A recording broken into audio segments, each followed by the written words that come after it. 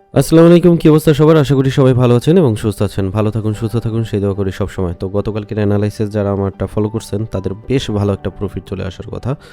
তো আজকেও আমরা টেকনিক্যালভাবে অ্যানালাইসিস করব।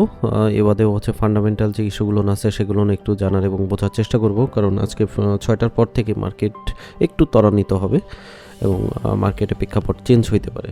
তো মার্কেট কিন্তু অলরেডি টেকনিক্যালভাবে ট্রেন্ড হিসাবেই আগাচ্ছে এবং আজকে কি হতে পারে সেটার একটা ধারণা নিব আমরা।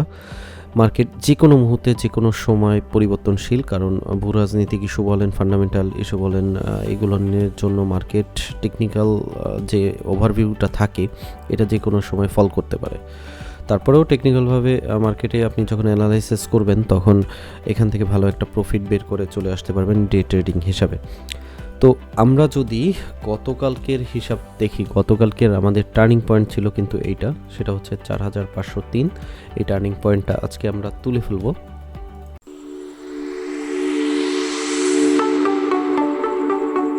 সবাইকে শুভেচ্ছা শাহেদ টিউবে। সঙ্গে থাকতে সাবস্ক্রাইব করে বেল বাটনটি ক্লিক করে রাখবেন, কারণ পরবর্তী ভিডিও নোটিফিকেশনের মাধ্যমে সাথে সাথে পেয়ে যাবেন। তুলে ফেললাম এবং আজকের দিনে যদি টার্নিং পয়েন্ট আমরা দেখি তাহলে হচ্ছে এটা হচ্ছে 4626। এগুলো নোট করে রাখবেন এবং আপনার যে চার্ট আছে সেই চার্টে আইকা রাখবেন, তাহলে আপনার বুঝতে সুবিধা হবে। তো টার্নিং পয়েন্টের উপরেই কিন্তু মার্কেট এখনও বিদ্যমান এবং সকাল থেকে মার্কেট কিছুটা হইলেও ফল করছে এবং আমরা গতকালকে যে পজিশন দেখাইছিলাম টিপির, সেই পজিশনে কিন্তু মার্কেট অবস্থান করতেছে এখন, মানে তার উপরে অবস্থান করতেছে। এটা আমাদের একটা টিপি ছিল এবং এইটা ছিল আমাদের সেকেন্ড টিপি। তা প্রথম টিপির ওখানে যাওয়ার পর দেখেন মার্কেট কিন্তু অনেকক্ষণ ওই জায়গাটা গুজুর বুজুর করছে, তারপরে কিন্তু মার্কেট আবার উপরে উঠে গেছে এবং সেকেন্ড যে টিপির পজিশন ছিল সেই টিপির জায়গার কিছুটা আগেই মার্কেট আবার ওখান থেকে পুল ব্যাক করছে। এখন এই জোনটার মধ্যে কিন্তু মার্কেট বিদ্যমান, ঠিক আছে? এই জোনের মধ্যে মার্কেট বিদ্যমান, এটা কিন্তু এখনও ক্রস করে না। যদি এটা ক্রস করে আজকে তাহলে আমরা পেয়ে যাইতে পারি এই লেভেলে, যেটা হচ্ছে 4600-র আশেপাশে, এবং আমি ধরে রাখতেছি 4600 পর্যন্ত নামার একটা পসিবিলিটি আছে। এবং এখানে যদি নামে তাহলে আমরা যদি এখান থেকে বাইটার নিই এবং আমাদের এসএল যদি আমরা ধরি 4520,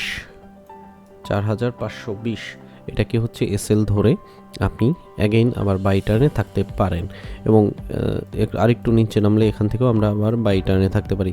তো অপেক্ষা করতে হবে আজকে ট্রেড নেওয়ার জন্য। আর উপরের দিকে 4746 এটা কিন্তু ক্রস করে নাই, অতএব আমরা ধরেই নিচ্ছি মার্কেট একটা পুল ব্যাক দিবে এবং সেটা হবে ডাউনের দিকে।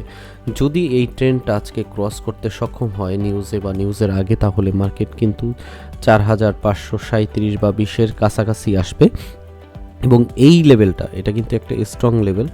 এই লেভেলটা যদি ভাঙতে সক্ষম হয় তাহলে কিন্তু মার্কেট একটা বিগ ফল করতে পারে, যেটা হতে পারে 4400 পর্যন্ত।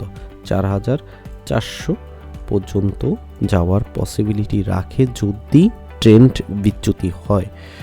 অতএব আমাদের যে জিনিসটা করতে হবে, এখান থেকে যদি মার্কেট আমরা নিচে পাই, এই যে আমাদের পিভট পয়েন্ট বা আমাদের টার্নিং পয়েন্ট এই এরিয়ায় 4626 থেকে 4600-র মধ্যে, তাহলে এখান থেকে আমরা বাইয়ে থাকার চেষ্টা করব। আমাদের এসএল হবে 4520, এই এসএল ধরে আমরা বাই টার্নেই থাকার চেষ্টা করি যতক্ষণ না আমাদের এই ট্রেন্ড ভাঙতেছে।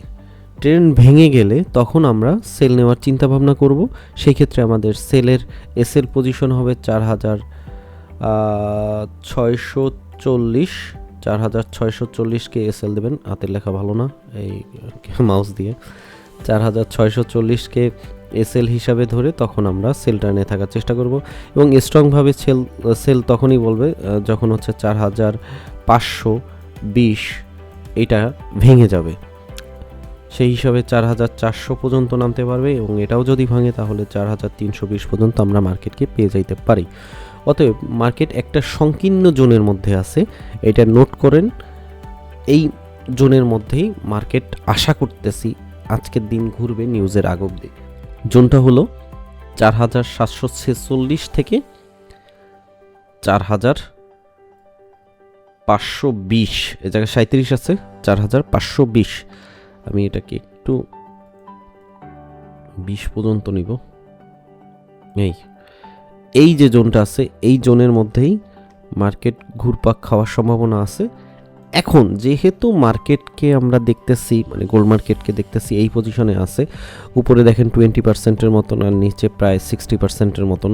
অতএব উপরে 4750কেও এসএল ধরে হালকা সেল টার্নে কিছু কিছু প্রফিট নিয়ে নিতে পারেন, তবে এটা হবে রিস্ক আমি মনে করি।